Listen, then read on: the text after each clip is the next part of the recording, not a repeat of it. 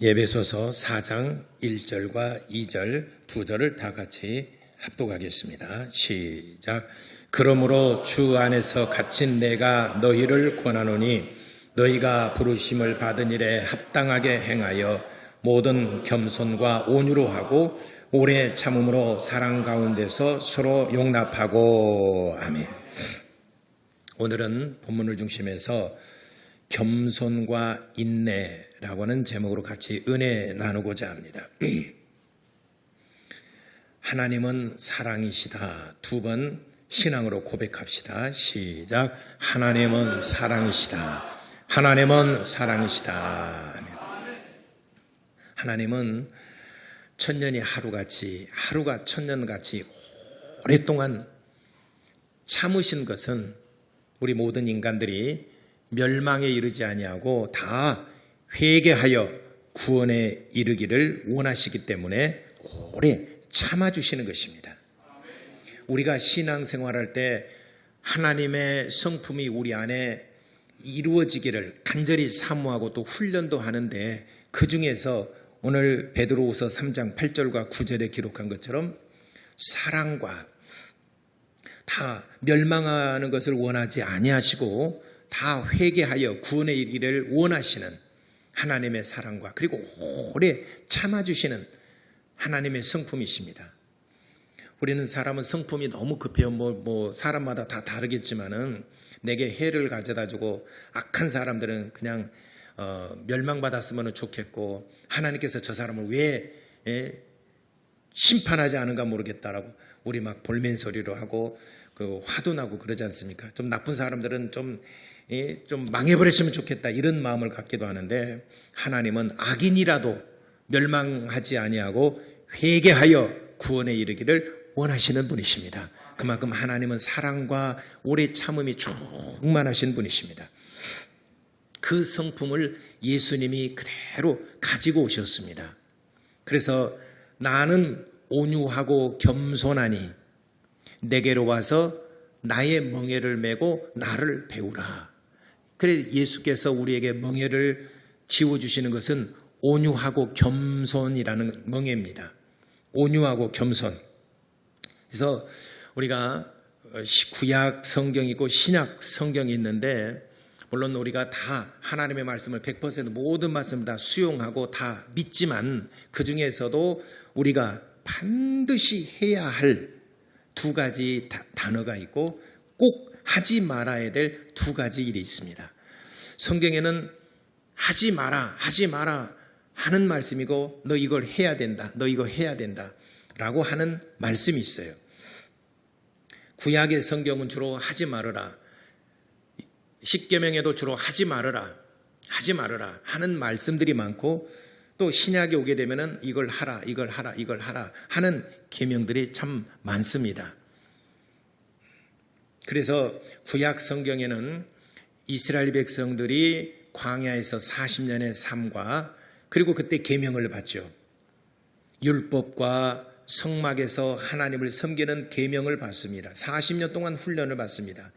그리고 하나님이 약속한 가나안 땅에 들어가서 거기서 사사시대를 거쳐서 왕정시대가 있습니다. 그래서 광야시대와 그리고 하나님이 약속한 땅에서 그들의 삶이 있습니다. 여기에서 이 모든 이런 이스라엘의 역사, 크게는 광야 40년이 굉장히 중요하고 토대가 되고 기반이 됩니다. 이는 십계명을 받았고, 그리고 성막에서 하나님을 섬기는 법을 배웠기 때문에 광야 40년 굉장히 중요합니다. 그리고 이스라엘의 역사, 왕정시대 역사, 이 두 가지 기둥이 굉장히 중요하다고 말씀드렸는데, 우리가 구약 성경을 통해서 또 신약 성경을 통해서 우리가 배울 수 있는 것 두 가지, 우리는 요약해서 꼭 이건 지켜야 됩니다. 특히 구약 성경에서 하지 말라라고 하는 두 가지 계명이 있어요. 아까도 말씀드렸지만 구약에는 주로 하지 말아라, 해서는 안 된다, 하면은 너희가 멸망을 받는다, 하지 말아라 하는 계명들이 굉장히 많습니다. 그래서 구약 성경에 하지 말아야 될 그 두 가지 말씀에는 하나님을 향하여는 우상 숭배하지 말아라 하는 것입니다. 오직 주 너의 하나님만 섬겨라, 네 앞에 오직 하나님만 있게 하라라고 하는 말씀. 그래서 우상을 섬기지 말아라. 나 여호와 하나님은 질투하는 하나님이었은즉 나 위에 다른 신을 만들어 섬기게 되면은 내가 결코 죄 없다 하지 아니하리라. 하나님은 질투하시는 하나님이시라. 출애굽기 20장에 말씀하시면서 우상 숭배하지 말아라 하는 것을 말씀했습니다. 그 다음에 또 우리가 구약에서 하지 말아야 될 것은 광야 40년 또 왕정시대에도 간음하지 말아라. 간음하지 말아라. 가장 많이 목숨을 잃었던 것이 간음한 겁니다. 간음하다가 하루에 2만 3천 명이 다 죽었다라고 그랬습니다. 다윗도 결정적인 실수가 간음함입니다. 그래서 구약 성경에 하지 말아야 될 두 가지는 우상 숭배하는 일과 간음하는 일. 이것 때문에 사람이 제일 많이 죽었습니다. 살인은 한 사람을 죽이는 거지만은 이 우상 숭배나 또 간음하는 것은 사람이 하루에 2만 3천 명이 죽기도 하고 3천 명이 죽기도 하고 엄청난 많은 사람들이 죽임을 당했습니다. 그래서 구약 성경을 통해서 보게 되면은 우상과 간음 이 두 가지는 정말 하지 말라 하지 말아야 된다. 제차 3차 4차 계속 강조하고 있습니다. 그렇다면은 신약에 와서 너희는 반드시 이렇게 하라 이렇게 해야 된다 이렇게 해야 된다. 두 가지가 뭐냐? 겸손입니다. 겸손하라. 겸손해야 된다. 그 다음에 두 번째는 인내하라. 오래 참아야 된다. 오늘은 그 중에서 겸손과 인내, 우리가 성경에서 반드시 배워야 될 것, 우리가 해야 될 일, 겸손한 삶, 그리고 인내하는 삶, 배워야 됩니다. 그래서 예수님께서 이 땅에 내려오실 때에 온유하고 겸손함을 가지고 오셨어요. 그래서 내 멍에를 메고 나를 배우라. 나를 따르려거든 온유하고 겸손하라. 겸손이라는 말은 하나님을 향하여 자기 자신을 낮추는 것을 겸손이라고 말합니다. 그래서 하나님 앞에 자기 자신을 낮추는 것이 순종으로 나타나는 것입니다. 하나님 앞에 자기 자신을 낮춘다는 것이 그분 말씀을 듣고 내가 순종하면 저 사람 참 겸손하다. 하나님 앞에 겸손하다. 근데 하나님의 말씀을 듣고도 순종하지 않은 것은 하나님 앞에 겸손하지 않은 것입니다. 우리가 지금까지 국어사전적인 어떤 개념이 아니라 성경에서 우리에게 말씀하신 그런 그 개념, 성경적인 언어로 말하자면은 겸손은 하나님을 향하여 자기 자신을 낮추는 것인데 낮췄다는 증거가 뭐냐? 하나님의 말씀을 순종하는 것입니다. 온유하다라고 하는 것은 뭐냐? 사람을 향하여 긍휼히 여기는 마음을 갖는 것입니다. 그래서 사랑은 서로 용납하는 겁니다. 오늘 2절에도 말씀하시죠. 본문의 2절에 사랑 가운데서 서로 용납하고 그랬습니다. 사랑은 용납하는 것입니다. 사랑은 용서하는 것입니다. 사랑은 덮어주는 것입니다. 우리 모든 사람들은 약점이 있고 허물이 있고 다 죄가 있어요. 저도 마찬가지고 여러분도 마찬가지입니다. 제가 거룩한 척하고 거룩한 척하는 건 아니지만은 그러나 저를 이 하나님이 스캔을 해본다면은 내가 숨을 곳이 없습니다. 내 죄악이 드러나죠. 얼마나 하나님 앞에 부끄럽습니까?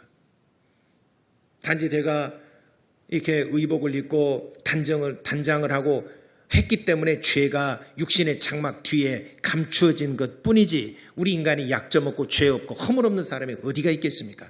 한 주간 삶 속에서도 죄 많고 허물 많고 약점 많은 존재들이 바로 우리 인간이지 않습니까? 그러나 사랑이라는 것은 그걸 용납하고 용서하고 그걸 덮어주는 것입니다. 그래서 사랑 가운데서 서로 용납하라. 너는 약점 없을 것 같냐?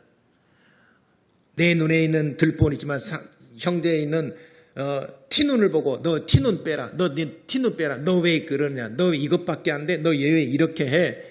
한다 그러면은 내 눈에 있는 들본은 어떻게 하고?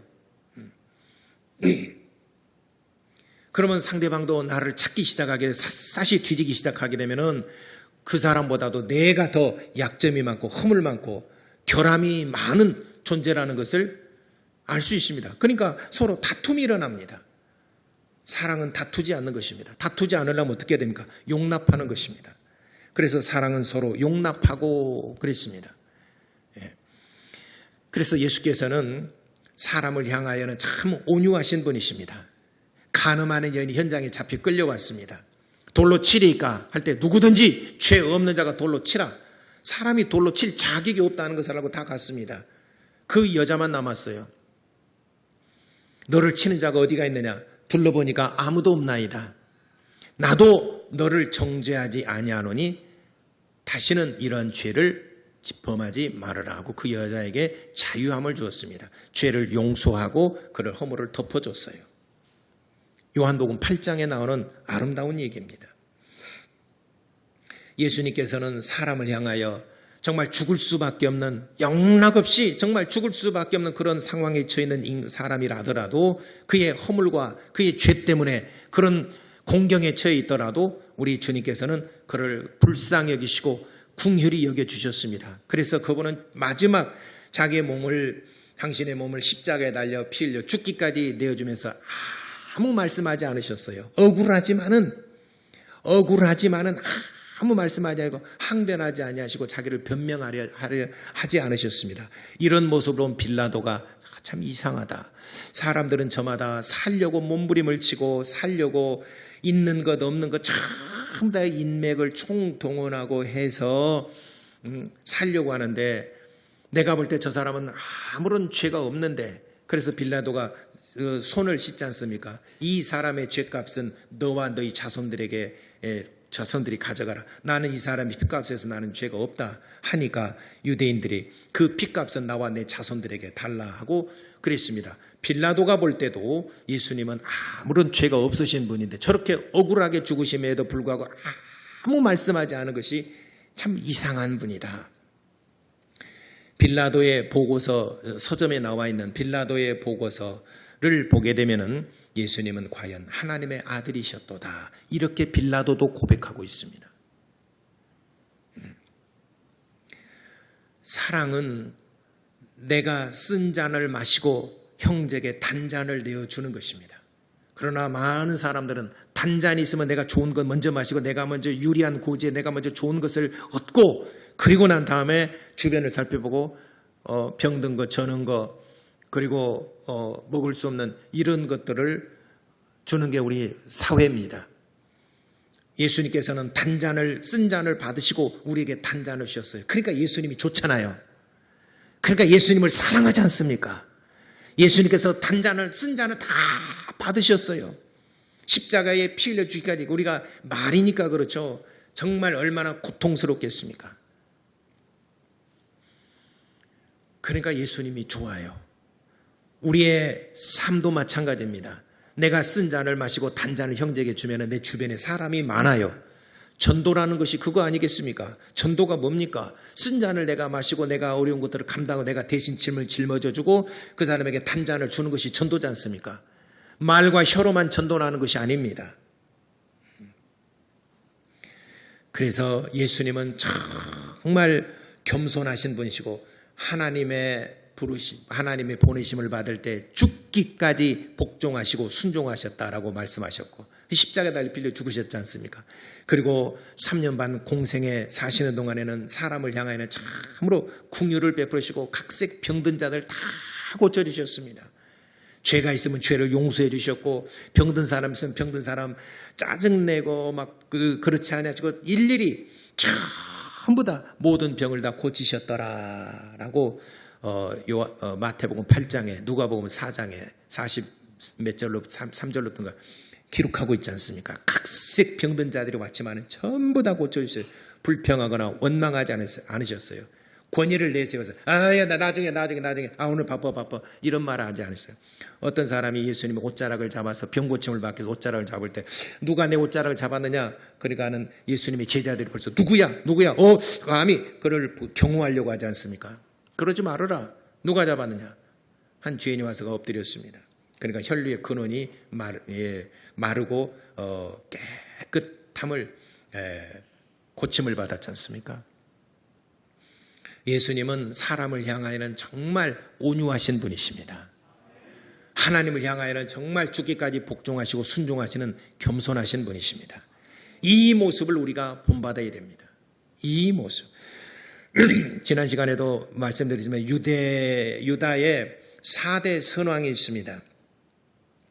또 통일왕국 시대는 다윗을 성군으로 꼽습니다. 그런데 다윗도 약점이 있고 다윗도 허물이 있고 죄가 있습니다. 근데 4대 선왕이라고 일컫는 아사왕, 3대 아사왕, 4대 여호사밧, 13대 히스기야, 16대 요시야 왕이 있습니다. 우리가 소위 말하면 4대 선왕이로 부분적으로 개혁을 하는 므낫셋이랄지 몇 명의 왕들이 있습니다. 그리고 처음부터 죽을 때까지 악한 왕이 있습니다. 그러나 어쨌든 간에 그래도 개혁을 단행을 해서 우상들을 전부 다 타파하고 백성들의 마음을 하나님께로 돌이키고 하나님께로 끌어오는 왕들이 4명의 왕이 있는데 3대 아사왕이 있습니다.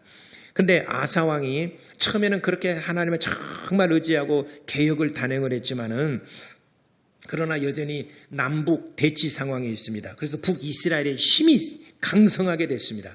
그래서 북이스라엘을 대적하기 위해서 아람왕 베나닷과 군사 동맹을 맺습니다. 하나님을 의지해야 되는데 이방인과 동맹을 맺고 북이스라엘을 대적을 하게 됩니다. 그것이 아사왕의 아주 결정의 약점이 된 겁니다. 그 다음에 그 아들 여호사밧 4대 왕도 선왕 중에 한 명입니다. 근데 북이스라엘과 화친을 맺었습니다. 이렇게 하게 되면은 이방인과 이렇게 그 동맹을 맺는 것은 합당하지 않다. 그리고 남북 대치하는 거 합당하지 않다. 그래서 남과 북이 연합을 하고 서로 동맹을 맺었는데 하필이면 그때 제일 악하다라고 하는 북이스라엘의 아합 왕과 동맹을 맺습니다.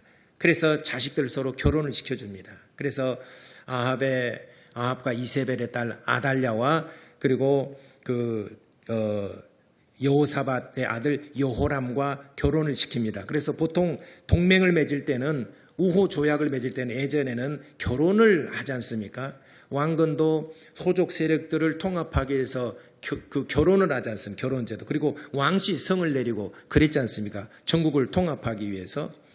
그래서 서로 결혼을 합니다. 근데 북이스라엘의 가장 악한 왕 아합 왕의 그 딸이 어머니와 아버지를 아주 악한 것만 빼닮았어요. 그래서 아달랴가 그 여호사밧의 아들 여호람과 결혼을 했습니다. 그래서 여호람이 5대 왕이 됐고 6대 왕 여호람의 아들 아하시야가 왕이 됐는데 아하시야가 살해를 당합니다. 죽임을 1년 만에 살해를 당합니다. 자기 아들이 죽임을 당하니까 어머니 아달랴가 7대 왕으로 등극을 합니다. 그러면서 7대 왕으로 등극을 하면서 남유다의 7대 왕이 되면서 다윗의 그 자손 왕손들을 씨를 말려버립니다. 다 죽여버립니다. 다윗의 왕가를 전부 다 죽여버립니다. 그러니까 그 유모가 겨우 그의 아들 요아스를 침실 밑에다가 무려 6년이나 숨겨두면서 목숨을 구합니다. 침실 밑에다가 6년이라는 세월을 거기서 살면서 먹을 것 주면서 세월을 보내면서 목숨을 유지합니다. 그리고 아달랴를 살해하고 죽이고 그다음에 그 침실에 6년 동안 요아스가 8대 왕에 등극을 하게 됩니다. 이 아달랴는 정말 어떤 왕일까요? 여러분 어떤 왕입니까? 우리나라 역사로 말하자면은 그런 여자가 없어요. 외국의 역사를 빌려보면은 제일 사악하고 악한 왕이 중국이나 뭐 역사를 통해서 누가 제일 사악합니까? 누가 중국의 누구죠? 이화원 지은 서태후쯤 될 것 같아요, 아마. 서태후쯤 될 것 같습니다. 아니, 그보다 더 악한 왕입니다. 아달랴라는 여자가. 이 아달랴라는 여자가 들어오게 된 통로를 만든 사람이 누굽니까? 여호사밧입니다. 선왕 중에 한 명이고 개혁을 정말 잘한 왕이지만 이스라엘 백성들의 마음을 돌이켜서 하나님께로 돌아오게 하는 왕이지만은 하나님을 의지하기보다는 주변 국가들 정세에 대해서 아주 정치에 밝은 사람이에요. 똑똑한 사람이에요. 근데 하나님께서 이를 책망하신 것이죠. 그래서 여호사밧도 하나님을 전심으로 의지해야 되는데 그렇지 못한 그 말년에 그렇지 못한 왕이 되었습니다. 13대 왕 히스기야 왕도 마지막에 겸손하지 못했어요. 이제 하나님께로부터 종교개혁을 하고 하나님께로 마음을 돌이키고 강성한 나라가 됐습니다. 그러니까 이에 불안을 느낀 바벨론의 사신을 보냈는데 바벨론 사신에게 국고 그 다음에 성전에 있는 것들 모든 걸 전부 다 공개를 하고 이를 자랑 삼았습니다. 그래서 이사야 선지자가 그 사신이 왔을 때 왕께서 저 사신에게 무엇을 보여주었나이까? 이러한 것들을 보여주었나이다. 그러면은 그런 것들을 전부 다 바벨론에게 빼앗길 것입니다. 실제로 다 빼앗겨 버렸지 않습니까? 자랑 일삼다는 것은 똑똑하고 그만큼 치적이 있기 때문에 자랑은 하나님 앞에 겸손하지 못한 거예요. 우리나라 속담에도 그런 말이 있지 않습니까? 많이 배울수록 머리를 숙인다고 겸손해진다고 벼의 그 이야기를 예를 들면서 그러지 않습니까? 많이 배운 사람일수록 겸손하고 숙인다라고. 요란한 수레가 뭐 깡통에 소리 난다고 그랬지 않습니까? 뭐 여러분 그런 거 있지 않습니까? 지금 조용한 거 보니까 든 게 많아요. 우리는 예배 시간 때도 물어봐도 조용하고 말도 안 하고 그러니까 참 겸손합니다. 우리들은. 자, 그리고 요시야 정말 개혁의 가장 그 통일 왕국 시대 한 명을 꼽으라면 다윗인데 분열 왕국 시대 한 명을 꼽으라면 요시야 왕입니다. 근데 요시야도 39살 때 죽었는데 그 남쪽에 애굽의 왕 느고가 이제 신흥 강대국으로 부상하고 있는 바벨론을 경계를 하고 그를 두려워해서 멸망당한 아수르의 그 제후들과 남은 그 잔재와 연합을 해서 바벨론을 치려고 합니다. 근데 요시야 왕이 이를 용납하지 않습니다. 그 전면전을 치릅니다. 그리고 거기서 죽어요. 참 아쉽죠. 하나님께서는 그렇게 계획을 하고 하나님께서는 느고를 통하여 그 바벨론을 치려고 했는데 결국에는 요시야가 하나님께 한 번만 물었더라면은 당시에 뭐 선지자들이 있었지 않습니까? 이사야 선지자도 있었고 스바냐도 있었고 그러니까 한 번만 선지자를 불러서 물어봤더라면은 정말 역사는 많이 바뀌었을 거예요. 그런데 하나님께 묻지 않고 기도하지 않고 자기의 독단적으로 행했습니다. 이런 것들이 결국에는 마지막에 개혁의 활용점정을 찍어야 되는데 그걸 하지 못하니까 소용돌이 속에 빠지고 요시야 왕 이후로는 남유다가 멸망받을 때까지 한 번도 개혁을 단행하지 못했습니다. 우리가 소위 말하는 유다의 4대 선왕이라고 말하는 이 사람들도 결국에는 마지막 때 말년에 하나님 앞에 겸손하지 못했어요. 자기 스스로가 뭔가를 해보려고 했습니다. 그래서 그들이 그의 아들들이나 또 그 후대가 다시 제자리로 돌아가 버렸습니다. 참 안타까운 일입니다. 예. 그래서 우리가 정말 이런 그 역사를 통해서 배울 수 있는 것은 첫째는 하나님 앞에 겸손합니다. 하나님을 겸손함이라고 다시 한번 말씀드리자면 하나님을 향하여 자기 자신을 낮추고 순종하는 것입니다.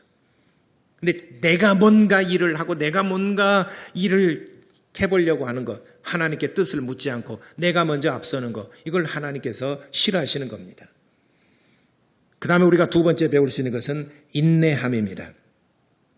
왜 인내라는 것은 오래 참는 것인데 왜 인내가 필요하는가? 마태복음 24장 13절에 끝까지 견디는 자가 구원을 얻으리라 이렇게 말씀하셨습니다. 시작은 여럿이 시작을 합니다. 똑같이 시작을 합니다. 그렇지만 마지막 승리하는 사람, 승리의 깃발을 꽂을 수 있는 사람은 견뎌내는 사람입니다. 여러분 신약 성경에서 제일 중요한 것은 견뎌내는 것입니다. 기분 나쁠 때도 있어요. 마음에 안 맞을 때도 있어요. 기분 상할 때도 있어요. 그때마다 엎어버리면은 신앙이 성장하지 않습니다. 사도 바울이 그랬어요. 내가 사도된 증거가 뭐냐? 그러니까 고린도 교회에 대해서 특히 그랬습니다. 네가 왜 우리를 향하여 이렇게 해라 저렇게 해라, 왜 우리를 간섭하느냐? 네가 누구이냐? 네가 사도냐? 사도권에 대해서 고린도 교인들이 의문을 제기를 했습니다. 네가 왜 우리에게 이런 말을 저런 말을 하느냐? 네가 정말 사도냐? 우리가 말하는 사도는 12명 이외에는 없는데 왜 넌 12명 안에 들어가지 않은데 네가 왜 사도처럼 우리에게 이렇게 해라 저렇게 해라 우리를 가르치려고 드느냐? 우리 교인들도 그러잖아요. 누군가가 좀 선배가 또 지도자가 가르치려면은 네가 뭔데 나를 가르치려고 그래? 이런 얘기가 있지 않습니까? 그러니까 목사는 목사니까 그렇지만은 장로님이 예를 들어서 아이 집사님 또는 우리 청년들 향해서 좀 이렇게 좀 해봐 그러면은 목사님도 아니면서 왜 우리에게 이래라 저래라 해요? 우리 윤현주학교 교사를 세웠습니다. 교사들이 학생들 가르치던 학생들이 선생님이 뭔데 우리에게 이래라 저래라 해요? 중고등부 부장 지도교사를 세웠습니다. 청년의 지도교사를 세웠습니다. 지도를 하라고 제가 세웠습니다. 저는 누가 세웠어요? 하나님이 죄종으로 세웠습니다. 예수님을 인정하지 않으면 하나님을 인정하지 않는 것이라고 그랬습니다. 그러니까 저를 인정하지 않은 거죠. 선생님들의 말을 듣지 않는 것은. 근데 이왕이면 금가락지 낀 손으로 맞더라도 매를 맞아야지 하는 말이 있듯이 그래서 사역을 하다 보면은 마음에 안 맞을 때도 있고 부딪힐 때도 있고 또 내가 생각했던 것에 실망할 수도 있어요. 그때마다 나 기분 나빠. 내가 실망했네. 여러분 끝까지 인내해야 돼. 제가 이제 신앙생활에 한 40년 돼갑니다. 횟수로는 40년 됐습니다. 근데 지내오면서 뭐 짧으면 우리 장로님이나 권사님에 비하면은 뭐 아직도 멀었지만은 그래도 적지 않은 세월에 내가 하나님을 섬기고 목회를 31년째입니다. 제가 올해 목회를 31년째 하면서 설교자로 부르심을 받은 지가 31년째인데 설교를 31년 동안 하면서 목회를 하면서 많은 사람 봅니다. 저도 정말 세모, 네모, 동그라미, 오각형, 육각형 이걸 뭐라 그래요? 별꼴이라 그래요. 다 봤어요. 이런 꼴 저런 꼴 정말 많이 봤어요. 근데 처음에는 막 와서 뭔가를 뭐 산을 옮겨서 진짜 바다에 빠질 것 같아요. 그렇지만은 끝까지 견뎌내는 자는 딱 10분의 1이더라고요. 그런 것 같아요. 제가 경험한 뭐 성경에 있는 말은 아니지만 견뎌내는 것이 그래서 사도 바울이 말했습니다. 내가 사도된 증거, 사도된 표가 뭐냐? 고린도 교인들이 인정을 안 하니까 그래서 내가 사도된 표는 뭐냐? 병 고치는 능력 있는 것과 오래 참는 것이라고 그랬습니다. 두 가지를 말했어요. 고린도 후서에 11장인가 내가 확실히 모르겠습니다. 고린도 후서 한번 찾아보세요. 내가 사도된 표는 뭐냐? 오래 참는 것과 또 능력을 행하는 것이다 라고 그랬어요. 오래 참는 것, 이게 사도된 표라고 그랬습니다. 얼마나 고통스럽고 많은 사람들의 말과 오해, 도마 위에 올라가서 네가 사도냐 뭐 별 얘기를 다 하니까 너무 그게 괴로운 거예요. 그래 내가 사도된 표는 뭐냐? 내가 다 견뎌내고 내가 참는 것이라 그렇습니다. 저도 그래요. 저는 목회 철학 중에 하나가 뭐냐? 오래 참는 것이다. 참아야 된다. 인내해야 된다. 인내한다는 것은 내가 죽는 것입니다. 내가 죽어지지 않으면 인내할 수 없어요. 여러분 어디까지 인내를 해보셨습니까? 어디까지 참아봤습니까? 불의한 일을 보고 또 내 생각이 맞지 않은 것들을 보고 부당한 이런 모든 것을 남이 내게 모함을 하고 살아가다가 내가 부딪히기도 하고 했는데 어디까지 참아봤습니까? 저 땅끝에 깊숙이 들어가서 정말 신음 속에 끙끙 앓고 맨날 매들 식음을 전폐하고 그렇게까지 여러분 참아보셨습니까? 저는 그렇게 수없이 많이 해봤습니다. 그래서 신앙생활에 꽃을 피우는 것은 인내하는 것입니다. 제가 나볼레오 TV에 나볼레티브 어제 그도 마지막 부분에 말씀했지만은 모든 열매는 밤에 자라고 여름에는 견디어내는 것입니다. 결실하는 거예요. 자라는 것은 밤에 자라고 이게 편안할 때 자라는 것이죠. 그 다음에 낮에는 시련을 겪을 햇빛을 통해서 영그러지는 것입니다. 우리 신앙생활이 그렇습니다. 시련을 통해서 영그러지는 거예요. 단단해지는 것입니다. 여러분, 그래서 구원은 끝까지 견디어내는 자가 그들에게 구원이 주어진다. 마태복음 24장 13절에 말씀하셨습니다. 오늘 성경 본문에도 온유와 겸손에 대해서 말씀하셨어요. 그리고 오래 참음에 대해서 말씀하셨습니다. 우리 사랑하는 성도 여러분, 구약에 하지 말아야 될 것은 우상숭배, 하나님을 향한 우상숭배하지 말아라. 사람을 향해서는 간음하지 말아라. 그러나 우리가 또 배워야 될 것, 반드시 이렇게 하라 하는 말씀은 겸손함입니다. 그리고 오래 참는 것, 인내, 이것이 여러분 신앙을 결실하게 만들고 이 신앙이 여러분들 천국까지 안내할 것입니다. 인내함으로 천국까지 안내함을 받고 여러분들이 영원히 무사히 구원받는 그런 신앙의 결실함이 있게 되기를 예수 이름으로 축원합니다. 기도하겠습니다. 우리 다 같이 내가 정말 겸손하고 하나님을 향하여 겸손하고 우리가 교회 안에서 하나님을 섬길 때, 직분을 감당할 때나 섬길 때 정말 견디어낼 수 있도록 인내하는, 오래 참는 주님께서 하루가 천년이 천년이 하루같이 오래 참으신 것처럼 우리도 참는 그런 신앙생활을 할 수 있도록 도와주옵소서. 우리 다 같이 이렇게 기도하겠습니다.